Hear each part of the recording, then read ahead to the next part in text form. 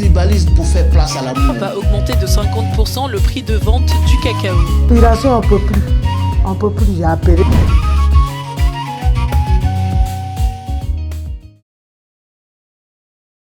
Mesdames et messieurs, chers internautes, amis donc de votre émission L'Ivoirien Nouveau, soyez les bienvenus à ce nouveau numéro de cette émission.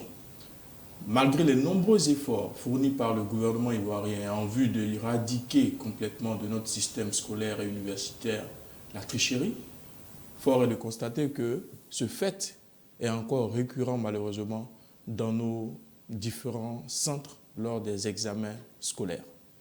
C'est pourquoi aujourd'hui, nous avons décidé d'aborder cette question de tricherie pour savoir quelles sont donc les causes, les conséquences et aussi les propositions de solutions qui pourraient être faites afin d'arriver à un niveau zéro. Et pour en parler, nous avons sur notre plateau M. Zogbobo Bernardin, président de la plateforme des leaders pour la reconversion des mentalités en Côte d'Ivoire. M. Zog, bonsoir. Bonsoir. Bienvenue. Merci. Merci d'être là. Oh, c'est un plaisir. Plaisir partagé. Voilà, là où on parle d'éducation, vous allez voir toujours que les membres de la plateforme sont présents. Justement, voilà. D'ailleurs initiatrice de cette belle émission. Exactement. Merci donc d'être là. Juste à côté de lui, nous avons le président Teti Serge, qui est le président de l'ONG Future Élite. Évidemment.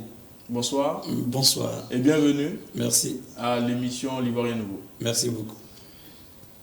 Et nous avons notre expert maison, M. Serge Patrick Dessouza, qui est analyste et consultant politique. Bonsoir, M. Dessouza. Bonsoir, M. Roche. Et ravi de vous voir toujours sur notre plateau. Le plaisir est toujours partagé. En tant qu'expert maison. Ouais. Alors, monsieur, le thème est planté. Il s'agit donc de la tricherie. Comment arriver au niveau zéro? Mais déjà, c'est quoi pour vous la tricherie en milieu scolaire?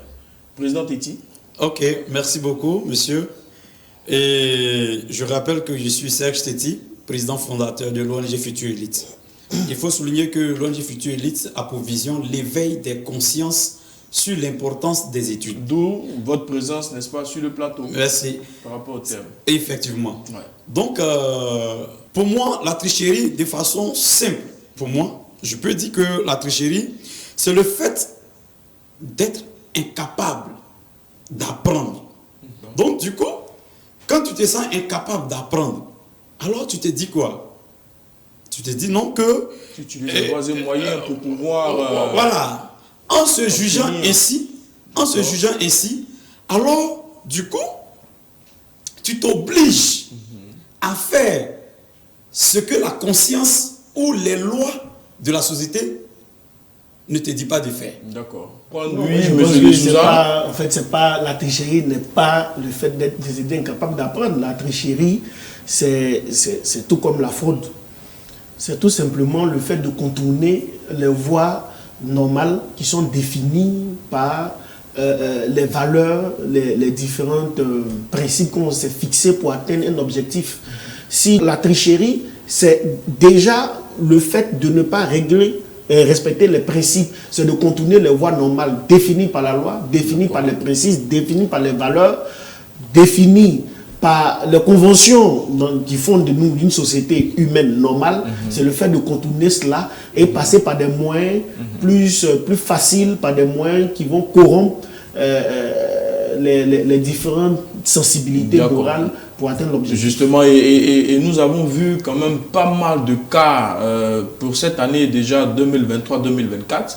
Nous avons eu des cas à Bobo, nous avons eu des cas à l'intérieur du pays, à tout le pleu, où on a vu quand même avec beaucoup d'ingéniosité des élèves.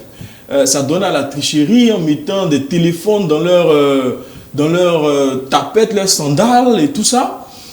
Ben, monsieur, on a envie de savoir qu'est-ce qui motive tant ces personnes qui s'adonnent à de telles pratiques à le faire.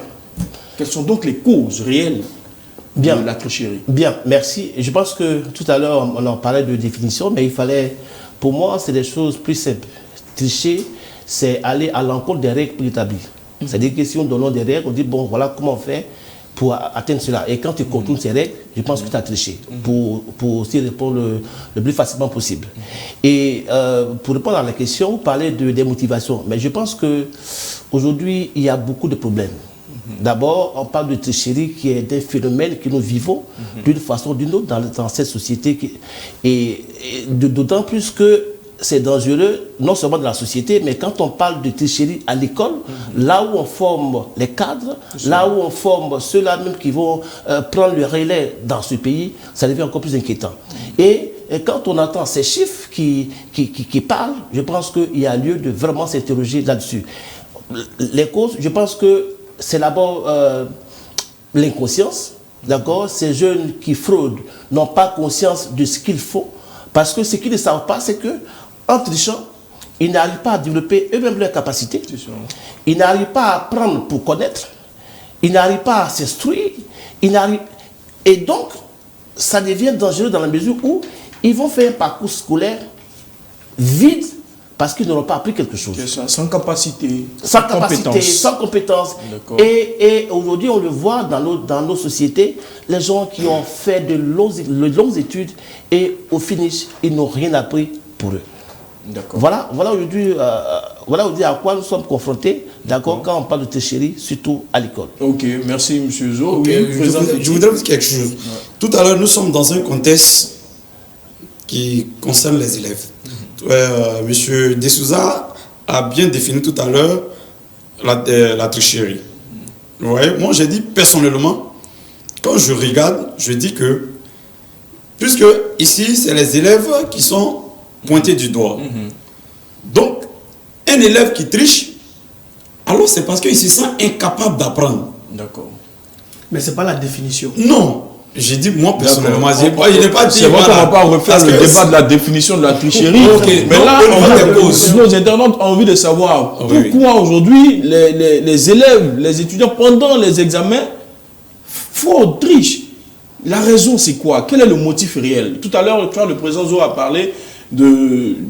Bon, ils perdent carrément la compétence, la capacité. Oui. Bon, ils préfèrent s'adonner à la facilité. Ok, mais pour vous, c'est quoi la cause réelle de ce phénomène? D'accord. Ici, quand on parle de cause, il y a, je peux dire, 3 acteurs. D'accord. Qui sont à la base. Ok. D'autres parlent des parents, d'autres parlent du gouvernement, et d'autres parlent des élèves eux-mêmes. D'accord. Voilà. Parlons des parents. Voilà. Ici, parlons des parents. Moi, je ne peux pas trop indexer les parents. Pourquoi? Parce que, toujours je le dis, le parent ne peut jamais donner des conseils à son enfant d'aller tricher. Voilà. Le gouvernement qui fait aussi beaucoup d'efforts. Ça, c'est le principe. Voilà. Mais il y a des exceptions, puisqu'il y a des parents qui quand même encouragent les enfants à la tricherie. Oui, on a vu dans certains centres où des parents accompagnent leurs enfants et les rassurent de ce qu'ils vont ici, on parle un peu, on parle ici de façon générale. Oui. Voilà, on parle de façon générale. Bien sûr, c'est tous les paramètres. Donc, ceux qui sont à la base, je peux dire que ce sont les élèves eux-mêmes. D'accord. Donc, ce sont les élèves eux-mêmes qui sont à la base. D'accord, mais pourquoi sont-ils à la base? Voilà. Pourquoi? Les élèves moi, je dis, d'accord, M. Desouza. La tricherie en milieu scolaire, si vous regardez très bien, il y a 2 personnes, 2 acteurs qu'on condamne souvent. Lesquels? L'élève et souvent l'enseignant. Et il arrive par moment qu'il y a des réseaux, parce qu'aujourd'hui, avec les WhatsApp, il y a une libéralisation de la communication, ce qui fait qu'il y a des gens qui traitent des exercices en ligne pour les élèves. Et ils ont accès au centre avec leur téléphone, ils reçoivent les messages et puis ils traitent. Donc, on ne peut pas dire tout de suite que c'est l'élève. J'ai toujours dit, quand l'élève est assis dans une salle de classe, il est sous la supervision, sous la responsabilité d'un enseignant. L'élève ne peut pas influencer un enseignant. Si l'enseignant, au départ, n'est pas conditionné, ne s'est pas conditionné à accepter les propositions. Donc, il y a 2 principaux acteurs. On ne peut pas rejeter la faute à l'un ou l'autre. Parce que quand il y a tricherie, ou la tricherie est comme une fraude, la fraude là, il y a quelqu'un qui fraude, il y a quelqu'un qui veut te corrompre, et puis il y a quelqu'un qui accepte la corruption. Donc, les 2 acteurs, ils sont. Maintenant, les raisons, ce sont lesquelles? Et c'est la question qui a été posée. Tout à fait. Les raisons peuvent être diverses. Mais il faut qu'on arrive quand même à les catégoriser pour essayer de comprendre. D'accord. Mais cela ne voudrait pas dire, il faut que je précise, qu'on essaie de justifier la tricherie. Non, on ne justifie pas la tricherie. Bien sûr, c'est pour savoir la source. Essayer de comprendre. Justement, afin de Les causes sont diverses. D'abord, il y a des causes qui sont sociales. D'accord. Pourquoi sociales? Ça dépend de l'environnement dans lequel l'enfant vit, évolue et essaie d'aller à l'école. D'accord, l'environnement. Si l'enfant ne reçoit pas le minimum qu'il faut pour fréquenter tout le long du parcours scolaire, la scolarité n'est pas payée à temps, donc il manque de cours.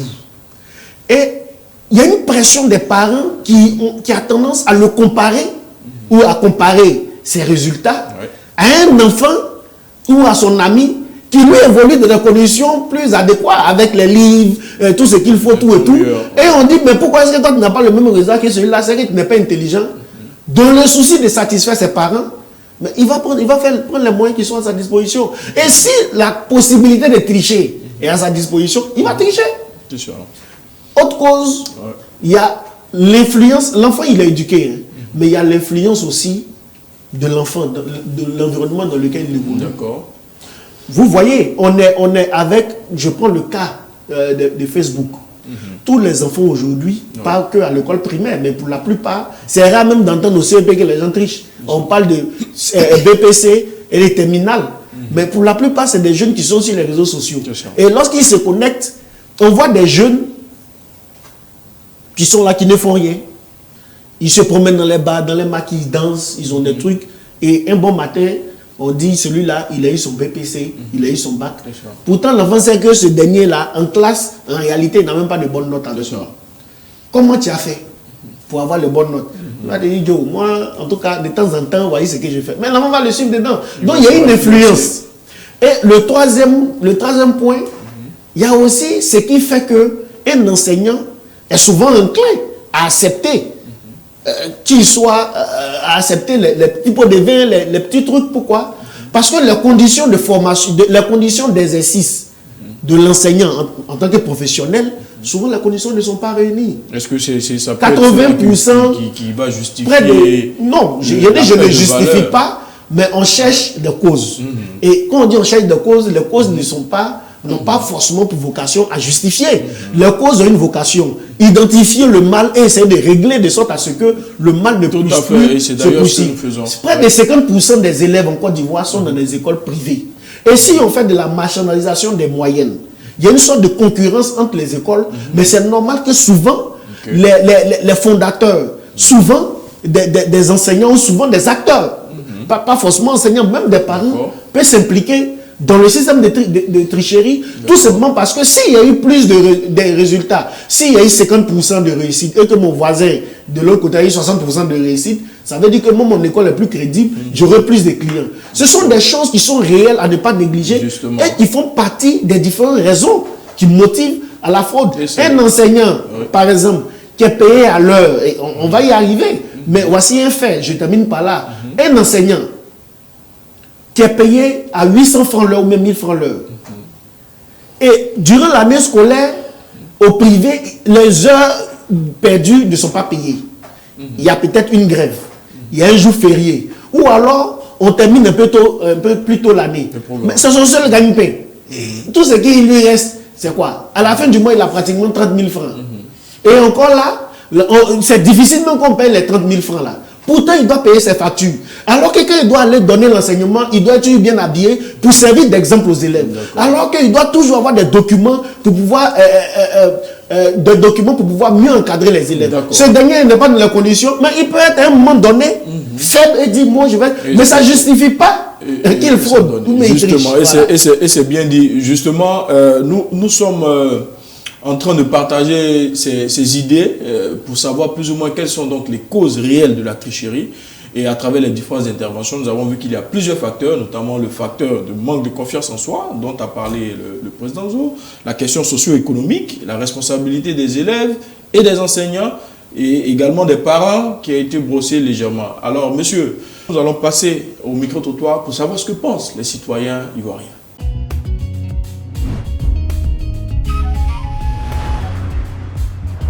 La tricherie, mais souvent, on ne connaît pas. Donc, à quoi ça triche? Pour que nous arrêter, nous avons diminué un peu les sujets, un peu facile. Maintenant, on vient de parler les enfants ne vont pas à l'école. Tu sais, quand tu es mis à l'école, papa te met à l'école. Il dit, va à l'école. Quand tu es parti, comment tu fais? Il faut étudier. Tricherie zéro, bon, ça je ne crois pas. Ce que je pense, c'est qu'on peut faire en sorte qu'il y ait de moins en moins de tricherie dans les écoles. Ça c'est possible. Mais zéro, c'est pas possible. Maintenant, je ne sais pas, les enfants aujourd'hui sont plutôt peut-être paresseux. Il faut leur parler. Et puis il faut éviter que la tricherie prospère à certains égards. C'est-à-dire qu'en fait, aujourd'hui, comme ils ont dit dernièrement dans les télévisions, avec les tricheries, avec les faux diplômes et tout ça, il faut que les gens soient plus regardants sur ce genre de choses-là. Pour que le tricheur sache que sa tricherie ne pourra pas prospérer. Mais si malgré ça, la tricherie, c'est-à-dire qu'avec les examens, il y a des faux diplômes et tout ça, bon, je pense que ça sera difficile. Mais si les gens sont plus... Aujourd'hui, il faut féliciter la ministre de l'Éducation nationale qui est en train de faire mains et pieds pour que ça diminue. Mais je pense qu'avec ce qu'elle est en train de faire, ça va diminuer. Si les gens sont plus rigoureux, plus regardants dans les examens, faites très attention, suivre les élèves, je pense que ça peut diminuer. Mais c'est quand il y a un laisser-aller, sinon... Je pense que si les élèves trichent, c'est parce on les a habitués à ça en fait. Parce que le système est gangréné et, comme on appelle ça, les profs, ils sont habitués à ce que les élèves leur donnent de l'argent. Même avant les examens, ça se passe toujours comme ça, que ce soit pour avoir les moyennes ou pour passer en classe supérieure, ça se négocie toujours. Et moi, je pense que cette faute-là, c'est la faute à l'État. Voilà, c'est pas la faute aux parents, tout ça, c'est à l'État. Parce qu'ils savent très bien ce qui se passe. Chaque année, on attrape des milliers d'élèves en train de tricher. Il y a des milliers de téléphones qui sont pris à chaque fois, mais ça continue toujours. Donc moi, je pense que l'État doit créer une section d'élite, comme on peut dire par exemple des militaires, mais spécialisés en milieu scolaire, qui vont venir surveiller. Parce qu'il peut y avoir des policiers, mais les policiers, tout le monde aime l'argent. Alors, je crois que c'est quelque chose auquel les élèves vont adhérer. Ils n'ont pas créé, mais ils ont trouvé. Une chose, c'est que pour ceux qui ont déjà triché, ces élèves-là ont vu que même au niveau de la fonction, ces personnes ont pu intégrer. Donc, qui parle de, comment on appelle, tricheur, c'est qu'il y a quelqu'un qui soutient. Donc, pourquoi ceux qui trichent ont accès aux fonctions et ceux qui ne trichent pas n'ont pas accès aux fonctions? Cela encourage d'autres personnes. Alors, messieurs, chers invités à cette émission, nous venons de voir les causes. Et donc, quelles sont les conséquences justement de la tricherie sur le système scolaire, la société en général, les parents, l'élève? Président Zo? Oui, je pense que on a dit des belles choses en matière de cause, mais il faut dire que très certainement il va y avoir des conséquences sur notre vie de tous les jours. Sachez aujourd'hui, regardez dans notre administration, la fragilité de notre ressources humaines. Parce que ces personnes n'ont pas été bien formées. Et il y a quelqu'un qui a commencé de 6e jusqu'en terminale en payant les cours, en payant les diplômes. Mais il va arriver que pendant qu'il est en train d'exercer sa fonction, mais il peut pas, non seulement il ne peut pas diriger correctement, il ne peut pas avoir des idées novatrices pour faire avancer les choses parce qu'il n'est pas habitué à la concurrence, il n'est pas habitué aux compétitions. C'est important vraiment de le signaler parce que non seulement au niveau de l'administration, mais regardez dans les hôpitaux. Aujourd'hui, les malades souvent meurent parce que parce que le médecin n'a pas donné de bon diagnostic. Non seulement, pourquoi? Parce qu'il n'a pas la compétence. C'est ça, donc l'incompétence du personnel. On dit les immeubles qui s'écroulent, le bitume qui se fond après 2 semaines, mais c'est parce que les gens n'ont pas les diplômes qu'il faut. Il y a tellement de négligence et après on accuse soit les politiques, soit les manœuvres qui n'ont pas peut-être bien travaillé. Pourtant, c'est ceux-mêmes qui donnent les instructions qui ne sont pas à la hauteur. Donc, de façon terre à terre, on reçoit, on suivit même à la chose qui est la tricherie. Et je pense que c'est des choses à améliorer pour que nous puissions avoir l'administration performante, pour que nous puissions avoir les ressources humaines qu'il faut à la place qu'il faut afin d'apporter quelque chose de mieux à la Côte d'Ivoire. Mais justement, nous allons déboucher tout à l'heure sur les propositions de solutions. Président Téti, oui. siège, quelles sont les autres conséquences à part le point que le président Zo vient de relever? D'accord. En tout cas, sincèrement, il faut souligner que les conséquences vraiment sont pathétiques. Sont pathétiques parce que les élèves eux-mêmes, quand ils trichent, c'est comme si eux-mêmes sont en train de tuer en eux des valeurs. C'est ça. Est-ce que vous comprenez?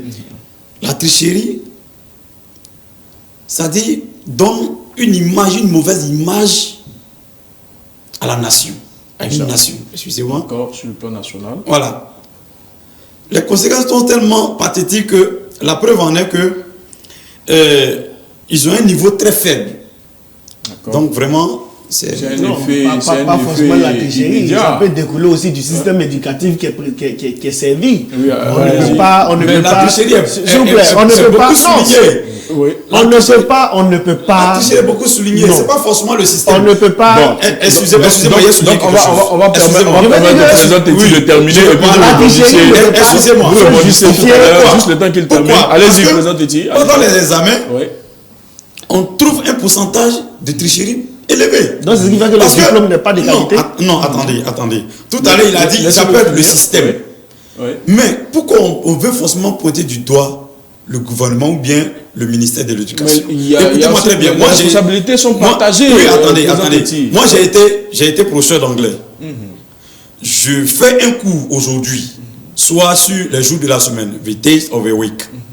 Et je dis à mes élèves, demain, il y a une interrogation sur les jours de la semaine. Et je viens, le lendemain, je fais une interrogation sur les jours de la semaine et l'élève à 0, à 1, parce qu'il ne peut même pas donner les jours de la semaine en anglais. Dans quelles conditions est-ce que là, c'est le système? C'est pas le système, c'est l'élève qui n'a pas bossé. Raison pour laquelle nous, on prend du doigt les élèves. Parce que tout dépend de l'état d'esprit de l'élève. D'accord, ça on a compris. On a compris que justement l'élève a sa part de responsabilité. C'est pas le système. Maintenant, il n'a pas bossé, il a eu 0 et il veut tricher. D'accord. Donc on va revenir tout à l'heure à vous. Oui, allez-y. Moi je pense que c'est un plateau de sensibilisation. Sensibilisons bien. Il ne faut pas en bas davantage faire de l'harcèlement moral les pauvres élèves. L'élève qui... Moi j'ai été professeur de philosophie à Saint-Jacques, je peux citer les bons, je ne cite pas les écoles là, à Boaké. Et je connais parfaitement le système. Moi-même, j'ai décidé de quitter pour me lancer dans la constitution politique. Et de base, c'est ma formation. Un élève est soumis à 3 choses. Lesquelles? D'abord, il y a son environnement social. D'accord. Quand tu finis d'apprendre on the week à l'élève là, s'il n'a pas l'argent, il n'a pas de livres pour aller apprendre à la maison. Peut-être que ce dernier-là, il n'a même pas l'argent pour manger. Donc quand lui il quitte la salle de classe là, il s'en va se débrouiller pour avoir de quoi manger, pour que le lendemain là, il puisse venir en classe. Tu fais l'interrogation, il ne peut pas avoir le même résultat qu'un autre. Et puis l'apprentissage. Chaque élève a son rythme d'apprentissage. C'est pourquoi il est conseillé souvent à l'enseignant de ne pas aller trop vite. De sorte à ce que ceux qui apprennent le plus lentement possible aient la capacité de rattraper ceux qui comprennent le plus rapidement. Donc, on ne peut pas limiter seulement les questions de fraude, de tricherie, à dire que, comme j'ai appris ça, le lendemain, l'enfant ne va pas venir. Donc, si on nous classe au niveau de l'Afrique, on classe le système éducatif bas, c'est parce que le taux de tricherie est élevé. Non, je ne suis pas d'accord avec. D'accord. Je voudrais qu'on dise une chose sur les questions des conséquences. Mais les conséquences, c'est une société qui perd de la valeur. D'accord. Au niveau du leadership. Si on a des gens qui se construisent sur la tricherie, on ne peut pas avoir demain des leaders au niveau politique, au niveau social, au niveau, même au niveau intellectuel. On ne peut pas avoir des leaders. Parce que pour atteindre le niveau de leadership, il faut quand même avoir une base intellectuelle solide. C'est ça. Ça, c'est le premier point. Le deuxième point, au niveau social même, si on n'a pas des personnes qui sont formées comme il faut, sur la base des valeurs, l'administration ne peut pas être productive. Et c'est ce que le président aura donné comme exemple. Si l'administration n'est pas productive, il y a nécessairement un impact sur la productivité de l'État et de tout le système gouvernemental. Parce qu'effectivement, tu trouves un agent qui n'a pas les principes même de la déontologie, qui ne sait même pas comment faire un rapport, qui ne sait pas faire les prises de notes, tu trouves cet agent-là dans un bureau, la personne ne sait même pas comment te recevoir, la personne a l'impression que toi qui es le contribuable là, c'est toi qui es dans son employé, et lui qui est payé à partir de l'argent du contribuable, c'est lui qui est ton employé. Et ça, c'est un problème. Et la troisième des choses, au niveau entrepreneurial. Et comme j'ai dit, une société se construit avec des personnes qui ont du talent, des personnes qui savent prendre l'initiative, mais dans leurs différents domaines d'activité, des personnes qui arrivent quand même à produire quelque chose. Et si on a une société où 50% des personnes qui arrivent à l'âge d'insérer la vie sociale, le tissu social, sont tous issus d'un système où la fraude, la tricherie a prospéré, on va aboutir dans peut-être 20 ans à une société où c'est carrément des gens qui perdent la valeur. Et ça va réjaillir sur la cellule familiale. Et si ça réjaillit sur la cellule familiale, il y a carrément ce qu'on appelle les pertes des valeurs. Parce que le père des familles aujourd'hui, qui a prospéré par la tricherie, qui est cité en exemple, ne saura pas comment encourager son enfant à étudier, à gagner. Moi, je donne un exemple. Et on va aboutir à là, mais je donne seulement un dernier exemple. On a vu des gens ici, comme le fameux Dougoutigui, qui a fait quoi? Qui n'a rien fait. Il a seulement monté son oreille à la télévision. On lui a donné l'argent, terrain, espace. Ils l'ont installé même sur une ferme. Ça donnait quoi? Ça n'a rien donné. Pendant ce temps, il y a des jeunes qui ont des formations en agronomie. Mais après, quand même, pour revenir sur le cas de Dougoutigui, il faut dire que Dougoutigui était quand même dans le milieu des fermes, de l'élevage de poulets. Et c'est dans ce sens-là, je crois que on lui donne 20 millions, l'a accompagné. 20 millions, sans formation, sans accompagnement. Tout simplement parce qu'il y a des vues.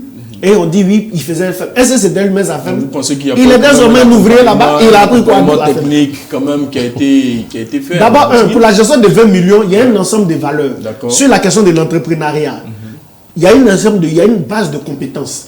Et puis, 20 millions, on ne peut pas engager 20 millions pour un seul individu. On engage les 20 millions pour un ensemble de personnes, parce que ça crée pour un groupe de jeunes, parce que c'est une question d'employabilité. Mais ces jeunes-là, et c'est ça les conséquences. Si un jeune a vu aujourd'hui que Dougouti gagne facilement les 20 millions, mais pourquoi est-ce que lui va se mettre à bosser dur? À un moment donné, même en Côte d'Ivoire, c'est bien dommage, on dit relation est mieux que diplôme. Mais vous voyez un enfant qui naît dans une société où on dit relation est mieux que diplôme, vous allez dire que c'est parce que c'est lui qui fraude. Mais il est né et il entend seulement relation est mieux que diplôme. Il va chercher relation, il chercher le diplôme. Partisan du moindre effort. C'est ça, c'est clair. Oui, président Zo. Oui, c'est clair pour les ailleurs sur ce qu'il disait. Vous voyez, quand on n'a pas la formation de quelque chose, c'est toujours difficile d'exercer ce travail avec joie. D'où dont tu parles, il n'avait pas la formation, il n'avait pas la qualification. Donc, quand il a reçu les 20 millions, mais voilà, aujourd'hui, il est pasteur. Où sont passés les 20 millions? Mais c'est de ça qu'il s'agit. D'accord, et ça nous interpelle. Pour finir, souvent on se plaint. Parce qu'on se dit que on a des diplômes et puis quand on va soumissionner pour des emplois, on ne gagne pas. Et très souvent, quand il y a deux diplômes, soit quelqu'un qui a le bac et quelqu'un qui a la maîtrise, on prend la personne qui a le bac et on se plaint parce qu'on dit mais pourquoi moi j'ai la maîtrise et on prend celui qui a le bac. Mais si on parle de la base du niveau qui est recueilli, le niveau minimum qui est demandé, si on dit c'est le niveau bac, celui de la maîtrise peut ne pas forcément avoir les mêmes capacités. Non, je vais juste vous dire que si nous prenons par les compétences, nous allons y arriver. D'accord. Ces deux diplômes qui sont déposés devant nous, le bac et la maîtrise, vous allez voir que celui qui a le bac, il a la compétence. D'accord. Et celui qui a la maîtrise, il a payé le concours, ou il a payé les professeurs pour avoir la note. Donc, il n'a pas... Ou alors il n'a pas eu les bons professeurs. Il n'a pas eu les bons professeurs, d'accord. Donc, vous voyez, donc, il va prendre celui qui a le bac et laisser celui qui a la maîtrise. Et on se plaint pour dire qu'ils ne m'ont pas pris. Si on se base sur les valeurs, vous allez voir que la société va encore se porter beaucoup mieux. Donc, c'est de ça qu'il s'agit. C'est bien dit, monsieur. Et là, on comprend que ça a forcément un impact sur le plan académique. Bien évidemment. Vous avez parlé tout à l'heure des diplômes qui sont dévalorisés avec l'exemple de celui qui a la maîtrise. Et il y a aussi un impact socio-professionnel. Mais, monsieur, en un mot, est-ce que vous pouvez nous dire sur le plan légal, pour celui aujourd'hui qui s'adonne à la tricherie, que ce soit l'enseignant ou l'élève ou l'étudiant, à quoi il est soumis vis-à-vis de la loi? Quelles sont les sanctions disciplinaires? Quelles sont les sanctions pénales? Déjà, oui, allez-y. Il y a le fait que si c'est l'élève, déjà l'élève arrête tout de suite le processus d'examen. Voilà, il arrête tout de suite le processus d'examen. Ensuite, il est suspendu pour 5 ans à ne plus fréquenter une seule école. Voilà. Et en fonction du degré de la faute, il est passible de poursuites judiciaires. Oui, bien sûr, c'est ça. C'est pareil pour l'enseignant qui est tout de suite radié de la fonction publique si c'est un fonctionnaire. Si c'est un salarié, bon, il est renvoyé tout naturellement. Et en même temps, il est passible aussi de poursuites judiciaires avec,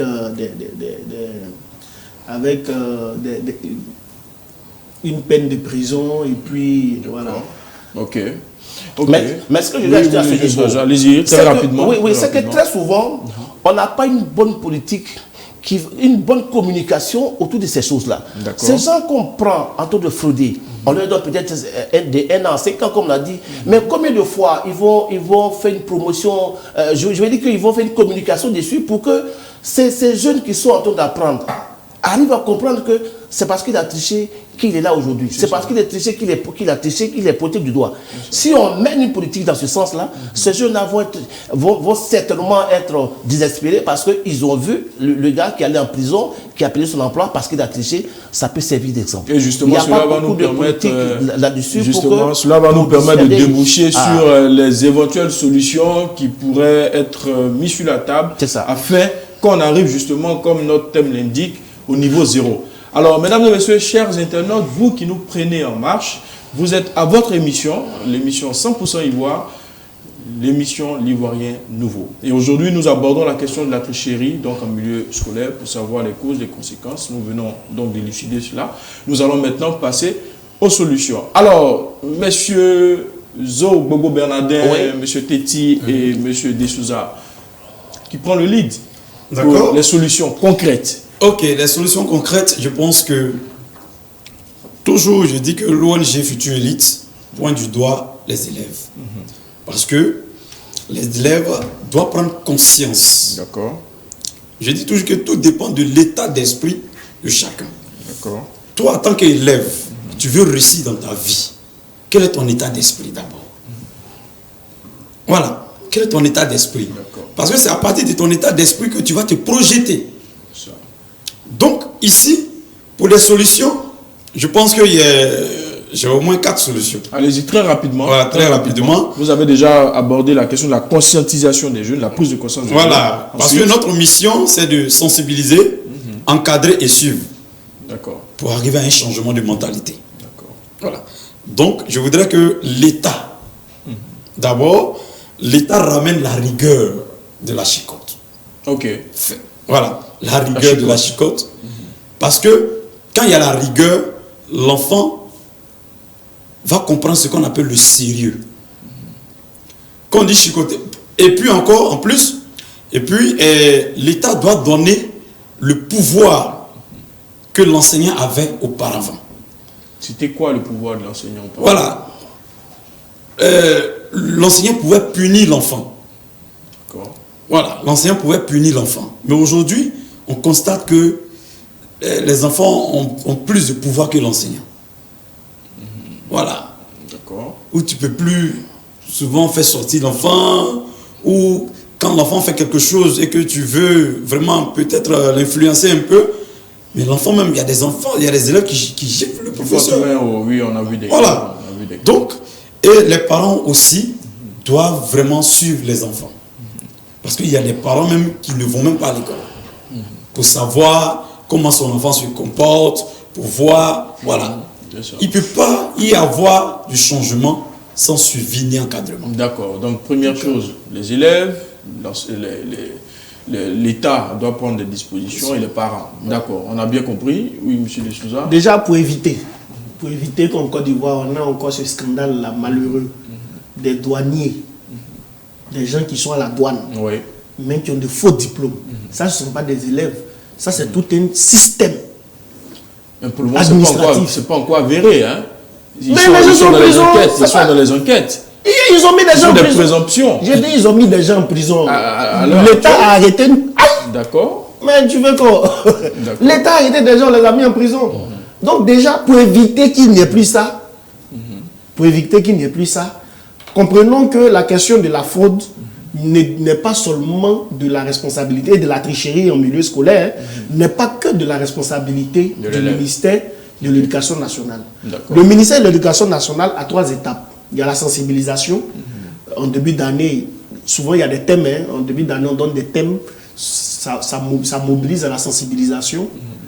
Et après cela, il y a les actions de dissuasion, notamment la technologie de surveillance par vidéo qui est intégrée, qu'il faut saluer. Bien sûr. Ensuite, il y a la tolérance zéro, avec toutes les sanctions qui accompagnent le fait qu'on attrape quelqu'un qui est triché ou qui est fraudé. Et enfin, il y a la répression. La répression, c'est appliquer, mais effectivement, les différentes sanctions qui sont définies par la loi dans le cadre de la tricherie. Lorsqu'on a fini cette étape-là, il y a la prise en charge des enseignants. Il faudrait qu'on essaie de mettre en place un système de travail des enseignants, mais vraiment adéquat, qui va leur permettre d'enseigner, mais vraiment sereinement. Parce qu'un enseignant qui arrive dans une salle de classe, qui doit enseigner à la fois 60, 70, 80 élèves dans une même salle de classe, alors que le salaire qu'il a ne peut même pas assurer le minimum de sa vie, finalement il est obligé de procéder autrement en acceptant des propositions qui peuvent venir soit de l'élève, soit des parents d'élèves ou indirectement d'autres personnes. Donc il faut pouvoir regarder cela. Mettre un bon système de sélection de ceux aussi qui vont enseigner. Parce que si quelqu'un vient enseigner, parce que c'est une chance comme ça, il n'a pas d'autre choix que de venir là pour enseigner, et parce qu'il a besoin d'argent, ça pose un problème. Justement. Il n'a pas les notions de la déontologie, il n'a pas les notions de l'éthique du travail qui est liée, alors que l'enseignement, c'est vraiment un sacerdoce.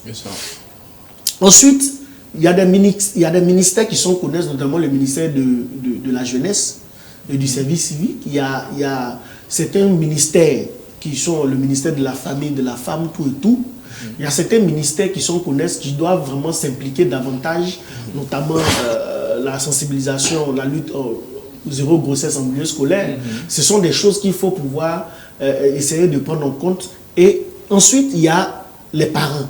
Les parents ont vraiment démissionné. La plupart des parents ont démissionné aujourd'hui au niveau concernant la formation de leurs élèves, de leurs enfants, tout simplement parce qu'on a l'impression que tout se passe en classe. Souvent, l'enfant entre à la maison, le parent ne sait même pas s'il a fait les devoirs, s'il n'a pas fait les devoirs, il n'y a pas de communication, tout et tout. Il faut revoir cela. Donc, la question de la première solution, c'est la sensibilisation. Tout le monde doit être impliqué et renforcer l'autorité à la fois des parents, mais du corps enseignant, qui a aussi besoin de cela. Mais en même temps, mettre des balises, parce qu'on a vu des enseignants exagérer aussi, qui battent des enfants jusqu'à 100. C'est vraiment exagéré. Justement, donc, je crois que c'est l'une des raisons pour lesquelles tous ces aspects-là. Alors, merci. Il ne nous reste plus assez de temps. Nous allons passer, messieurs, à l'appel. Je vous avais un appel à lancer à l'ensemble des élèves, des étudiants, des enseignants, au gouvernement, pour que nous puissions véritablement arriver au niveau zéro. Mais avant, nous voulons saluer tous ceux qui nous suivent en ce moment, tous nos internautes.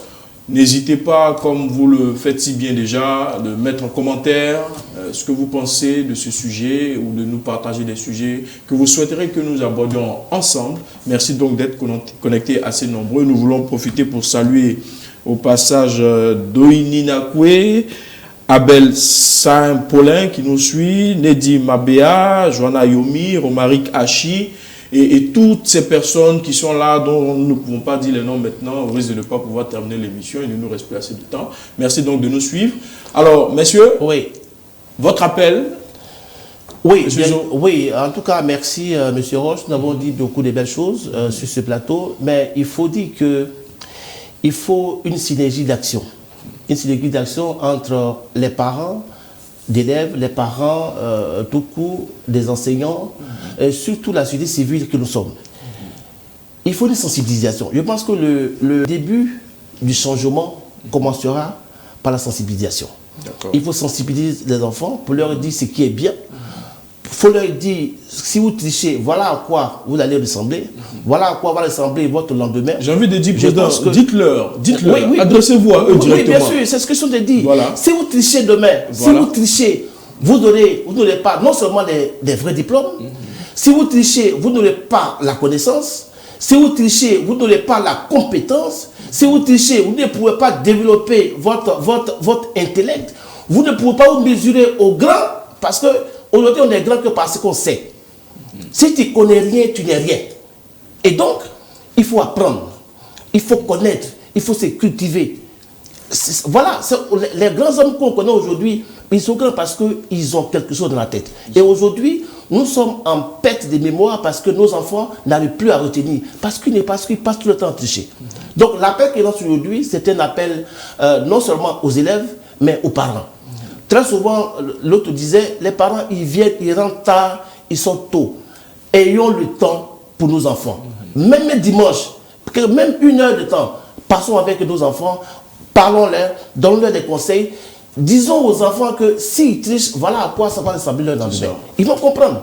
Et au gouvernement, il faut bien évidemment encourager ces ONG qui travaillent dans la sensibilisation. Ces ONG qui prennent l'initiative sur eux, comme la plateforme des leaders pour la reconversion de la mentalité, qui a créé cette émission pour sensibiliser avec le changement de mentalité. Il faut que le gouvernement, il faut que la société civile, il faut que les parents, le corps enseignant puissent en tout cas s'unir pour aider nos enfants. Il n'est pas encore tard, mais il est en train de se faire tard. Merci beaucoup, Président. Je pense que le message a été reçu 5 sur 5. Président Teti. Oui.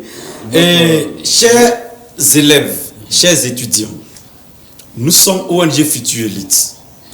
Quand on dit Futur Élite, c'est pour te faire savoir que c'est sur toi la nation compte demain.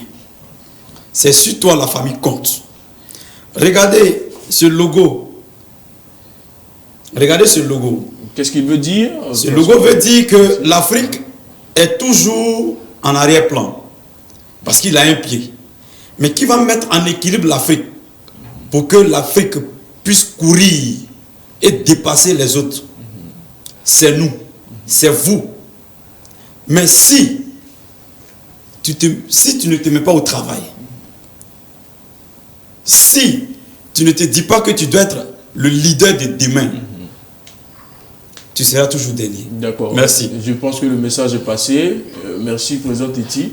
Oui, cher expert.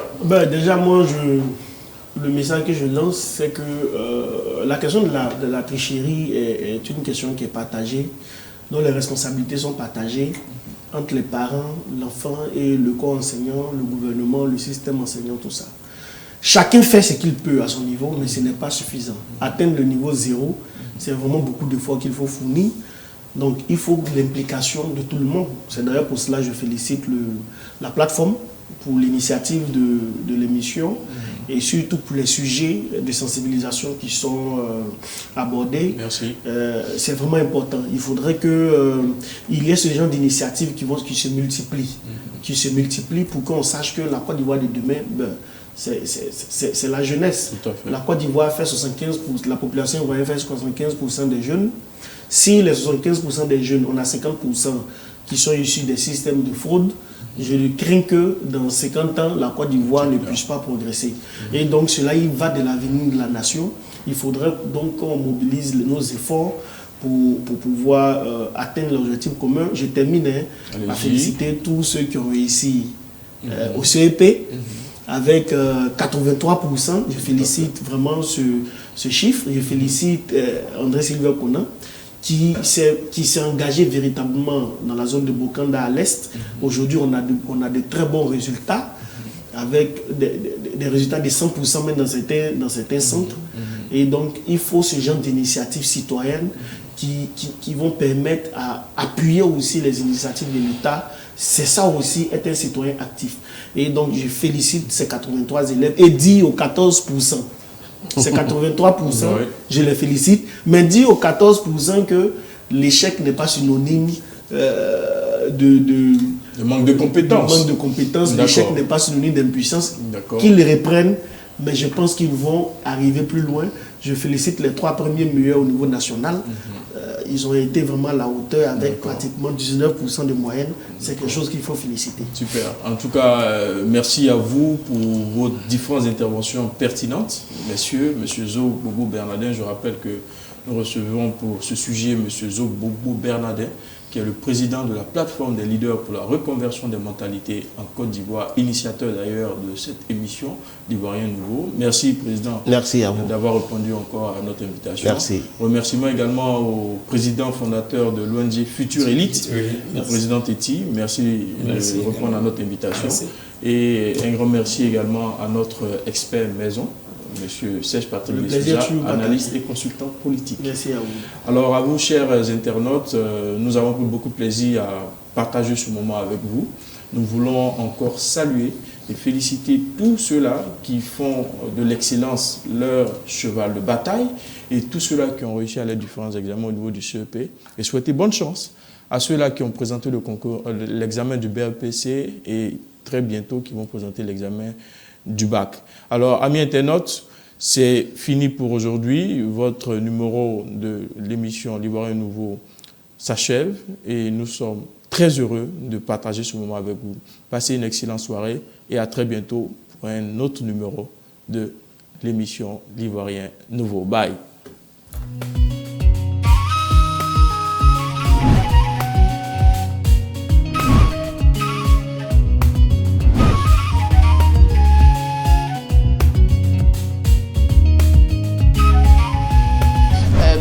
Tribalisme pour faire place à l'amour. Va augmenter de 50% le prix de vente du cacao. Population, on peut plus, j'ai appelé.